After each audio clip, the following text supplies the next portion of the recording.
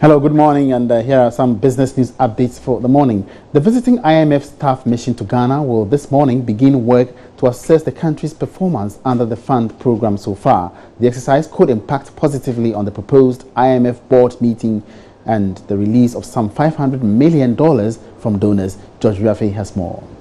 The IMF team, which is led by its mission chief, Joel Tijas Bennett, arrived in the country yesterday, and they are expected to jet out, possibly this Friday. The team is expected to look at the impact of the passage of the Bank of Ghana Act, which allows government to borrow up to 5% of previous year's revenue from the Bank of Ghana on the fund program, work on the payment of the state-owned organizations' debt on commercial banks, and assessing the country's fiscal situation.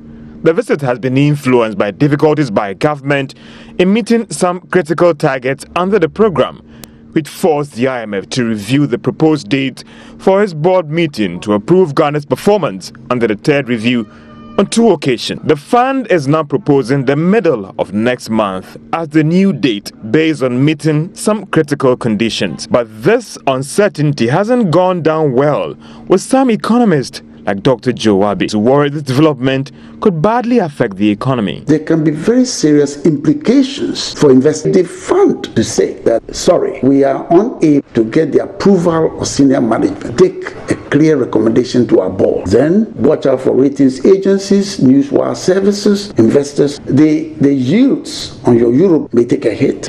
But for Deputy Minister of Finance Monacote, government is committed to the fund program and will pass the third review. There are a few things that we need to meet in order to come to the conclusion of the third review so that the fund can go to their board. We will finish those things. It is work in progress, and I trust me, Ghana will conclude, which is for 3 years, will conclude it successfully. For some, this visit is critical because it could lead to the release of some $500 million from the country's donor partners, who are waiting for Ghana to pass the third review before the funds come in, and also convince some investors who had initially shied away from the country's 5th Eurobond issue to raise some $500 million. This could lead to the capital coming in if Ghana passes the third review. The Bank of Ghana is to set up a deposit protection system in the country to help ensure protection for depositors' funds and enhance safety of the financial system. This comes in the wake of recent challenges by microfinance company institutions and other financial institutions that have led to the loss of huge amounts of customers' deposits. The Deputy Governor of the Central Bank, Dr. Johnson Isiama, announced this at the 15th edition of the Banking Awards in Accra. Out of the 28 banks, Fidelity Bank emerged winner of the coveted Bank of the Year award. This year's Banking Awards was held under the theme Enriching a Healthy Competitive Landscape in the Drive for Customer Relevance in Banking. Organizers say the theme is relevant considering the high level of competition among various categories of banking services in the country.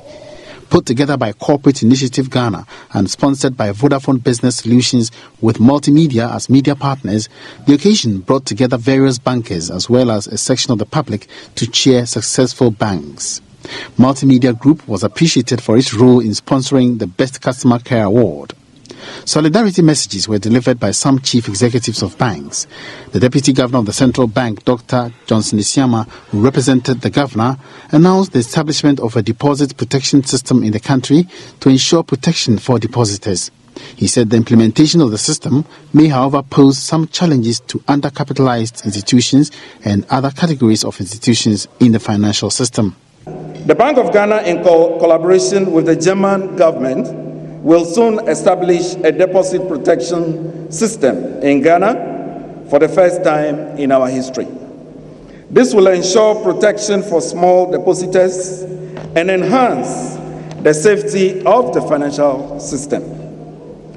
Hopefully, this should lead to increased deposit mobilization for investment and growth. The implementation of the deposit protection scheme may, however, and I need to point that out, pose serious challenges to undercapitalized institutions as well as institutions that breach regulatory and prudential requirements. MD for Cal Bank, Frank.